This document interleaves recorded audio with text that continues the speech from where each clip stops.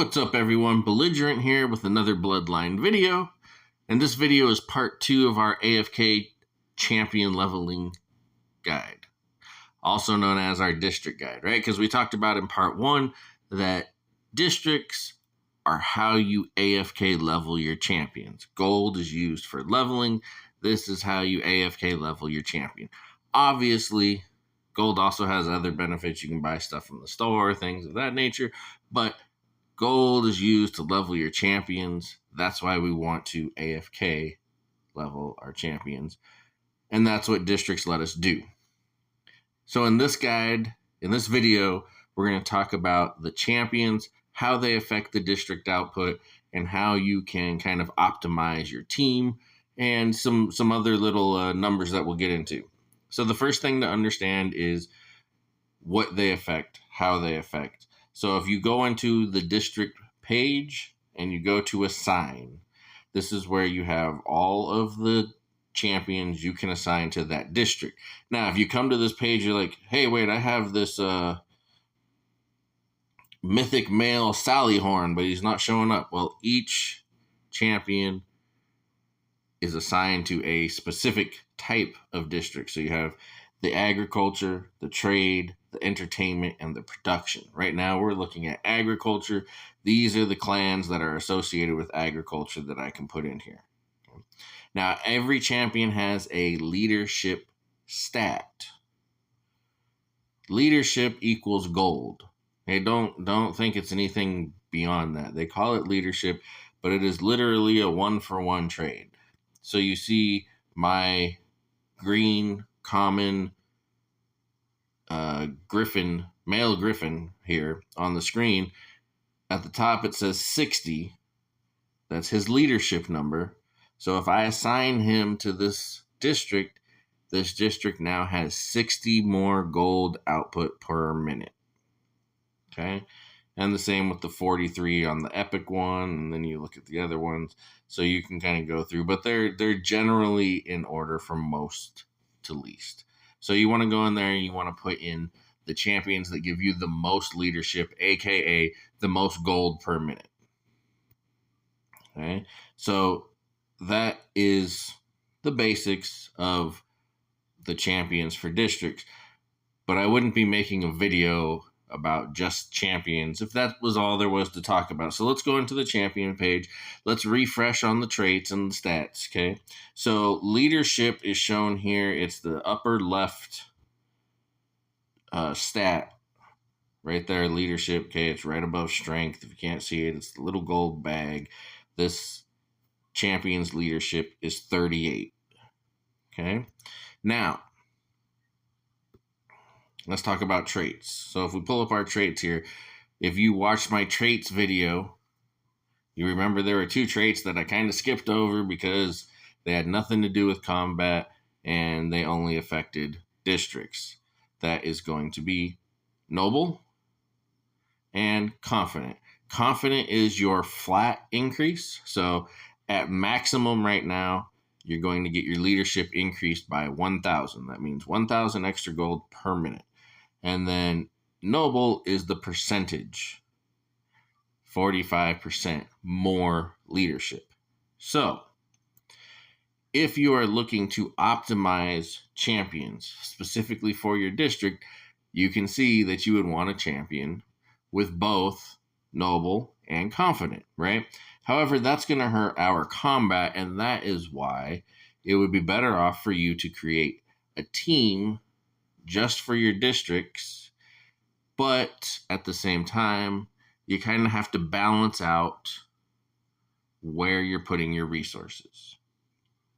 So there's 2 schools of thought when it comes to districts and the champions that go in the districts. What some people do, what a lot of people do, what I even do most of the time right now because I'm still working on my long-term goal, is they come into the districts and they go through and they assign all of their best champions, okay? And then they will go back into their champions tab. They will reset everybody and just go through and level up all their district champions, putting all of their gold into those champions because they are trying to max out their total tax collection speed. That's that green number you see down in the bottom left-hand corner. Right now, mine is at 37K per minute. Why do we do that? We do that because of these gold chests. Okay, the larger that total tax output number is, the more we get from each one of these chests.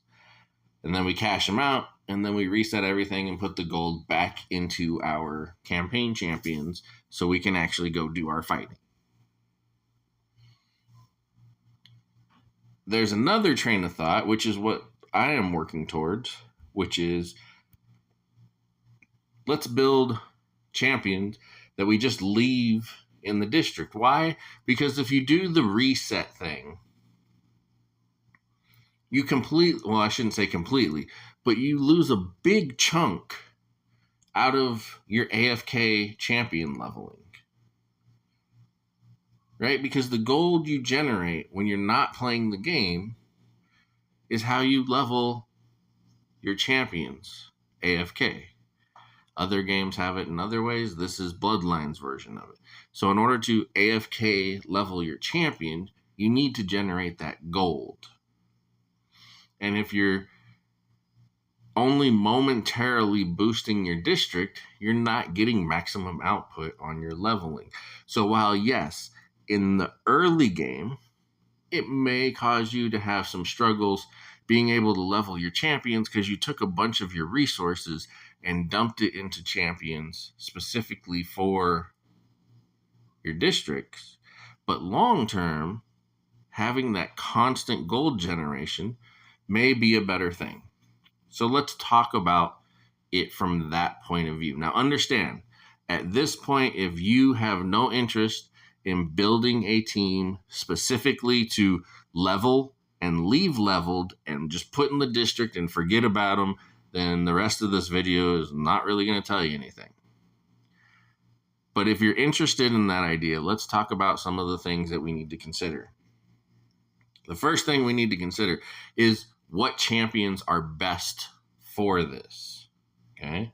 Because if you don't know, different champions have different leadership stats. Let's look at the Sally Horns, for example. Now, remember, when we look at the Codex, you've probably heard me say this a million times if you've watched my clan videos.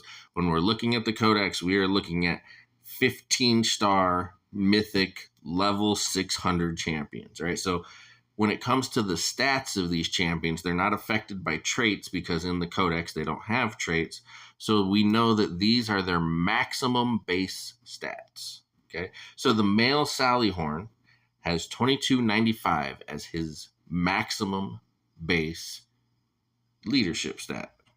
Okay, if we look at the female, hers is 2174. So the male is better for districts than the female.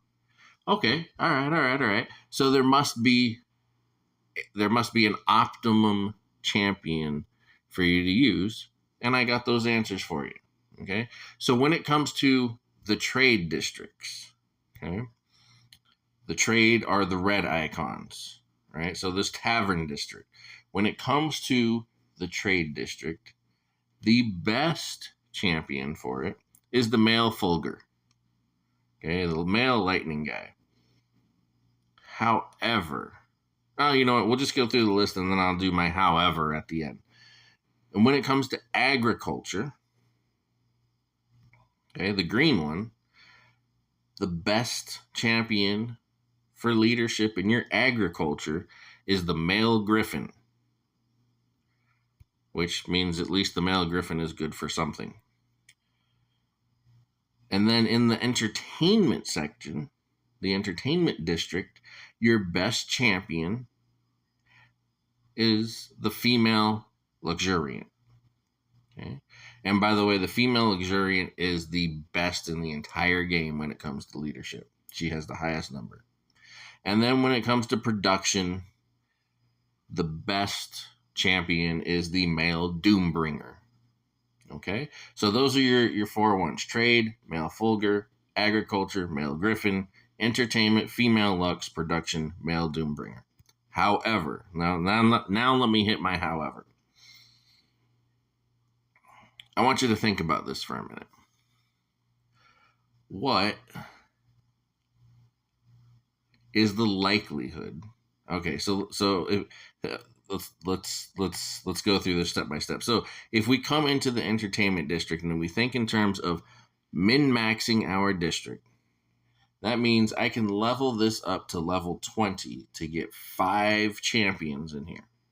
Okay, now we're talking about entertainment, and I just told you the female Lux is the best for entertainment, and as we know for stats, it would be the mythic female Lux that's best for entertainment. And we know that there's 2 of each district. So in entertainment, we have the fair district and we have the market district.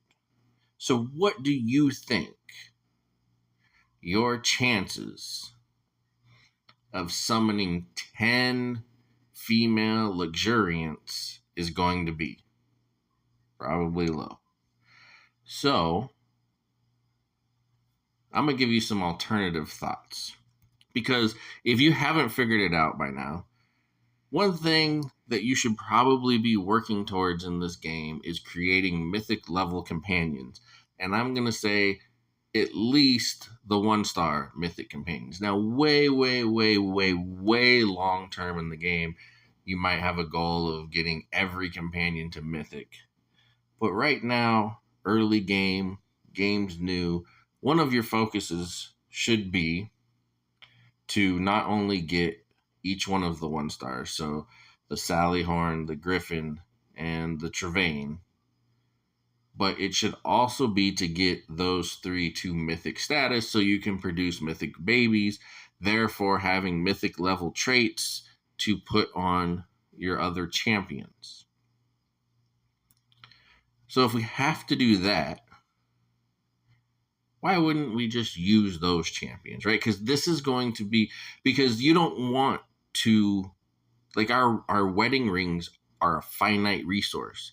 And especially the later into the game you get, the less rings you're going to have. Like right now, if you're new to the game, or, you're in that probably, I don't know, 9, 10, 11-ish stage of the game, right? You've been just burning through, and you probably, if you haven't been marrying champions, which you probably shouldn't yet, if you haven't been, then you probably have 45, 50 rings stored up, and you're like, hey, I got plenty of these things. Trust me when I say that is not enough. And then once you start hitting like the 12, the 13s, the 14s, the 15s, I think the highest person in the game right now is 16 something as far as stage goes. But when you can't go through an entire stage in one day, when it starts slowing down and becoming more of a grind, those rings are not going to keep pouring in because you only get one every 5 stages.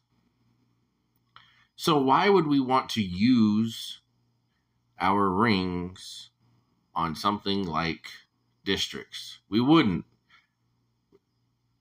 So let's use what we're already going to be using. And again, if you're not going in this direction, you should kind of start taking your path in this game towards getting mythic level companions. So for trade, I would suggest, the Sally Horn clan. Now, they're not the best for trade, but because you can just produce as many mythic levels Sally Horns as you want, they're probably the most effective if you want to min-max your districts. Okay? The alternative choice and the much higher base leadership choice would be the Dark Elf Assassins. I have no idea how to pronounce this clan. Yivnine. Yeah. I'm sure all of you are going to have a field day with that slaughter of a pronunciation. But the Dark Elf Assassins would be second. And she's 2-star, and everybody gets her from the story. So this is going to be another one. It's going to be a little more expensive to get her to mythic level than the Sally Horn, but you get a greater yield from them. So I would suggest them or Sally Horn instead of a male Fulgur, because getting a Fulgur 10 times that you don't want to use as a fighter, good luck. Okay, because also the Fulgur companion requires 60 cards. All right, so for agriculture, this one is lucky. The best one is the male Griffin, and guess what? Griffin is a 1-star companion that you should be working towards Mythic on. Okay, so that one's easy. That one we don't need to change. Entertainment, female Lux. Told you the female Luxuriant is the best for entertainment. She's also the best in the game when it comes to leadership. However, number 2 when it comes to entertainment is the Trevane clan. And everybody gets her. She's the first companion you get. So easy to knock out a Mythic companion on that one and have it. And so that would be my recommendation. So you're talking Sally Horn, Griffin, Trevane. Instead of Sally Horn, for an extra 2,500 intimacy, you could instead Mythic level your Dark Elf Assassin. And those would be your easy, probably much more efficient way to create champions specifically for a district team. Because think about it, there's 8 total districts. At max level, you're going to need 5 champions per district. That's 40 Mythic champions with leadership traits you need to create. And I promise you, if you do it through your companions, you are just going to accidentally at some point get a champion that has both leadership traits on them. You won't have to marry anybody and waste those resources. Okay? So that's that part. Now let's talk about leveling those champions. Because I've seen people, heard people, read people, whatever, talking about leveling their champions. And when I think about leveling my champions for the district, yes, obviously level 600 Mythic champion is going to be the best. But here's something to consider, okay? If you are doing what I'm talking about doing, which is leveling a champion to put in the district and leave in the district, you don't get that gold back, right? And I said this earlier, if this doesn't interest you, then you shouldn't be watching this video anymore. Anyway, we are talking about leveling a champion, putting it in the district, and essentially forgetting about it. Not going back into your champions and resetting them and putting that gold elsewhere. We want to put the gold in the district so it generates us more gold, and we just want to leave it there. So we need to recoup the cost of leveling a champion. So let me show you some numbers here. Okay? I'm going to show you some numbers right now about leveling your champions. So you see here, if you look at this chart, and again, Belligerent, you do the math for us and give us the answers. So that's what I'm doing, okay? Now, when it comes to leveling your champion, one thing I discovered when I was researching this is the price between levels. So to go from level 1 to level 2, from level 2 to level 3, to level 3 to level 4, it is fairly consistent with how much it costs. But every 20 levels, there is a significant jump. So for example, and I'm just giving you easy numbers so you can follow along. So let's say to go from level 1 to level 2 cost me 10 gold. And then to go from level 2 to level 3 cost me 10 gold. And then go to level 3 to level 4 cost me 10 gold, right? So it's staying fairly consistent. Now, those are not real numbers by any stretch of the imagination, so don't misunderstand. But then once I get to 40, to go from 40 to 41, instead of it costing me 10 gold, now it costs me 50 gold. So that's why I broke this down into 20 level increments, because the prices significantly jump at each of those segments. So I looked at it in those segments, and this is how it breaks down. So what I looked at is how much does it cost to get the champion to this level? And then how much gold am I generating by getting it to this level? And how long does that champion need to sit in that district, producing gold for me to actually break even with the champion, right? Because remember, if I take a mythic Sally Horn champion and I level him to level 100, that's going to cost me, let's just, again, using easy numbers, by no means, it's not even close, right? By no means is this the real number, but let's say to level my mythic Sally Horn to level 100 cost me 10,000 gold. Well, now when he's sitting in my district, because I'm not going to reset him and take that gold back and use it on somebody else, I'm just going to leave it in that district, almost like an investment. The first thing I have to do is I have to recoup that 10,000 gold cost. And I don't think a lot of people think about that when they think about creating champions and what level to level them to in order to put them in the district. We have to recoup that cost before we start making money off of that champion.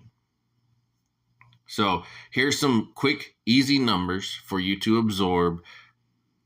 Now, I want you to understand these are these numbers are based on approximate numbers rounded up. Okay?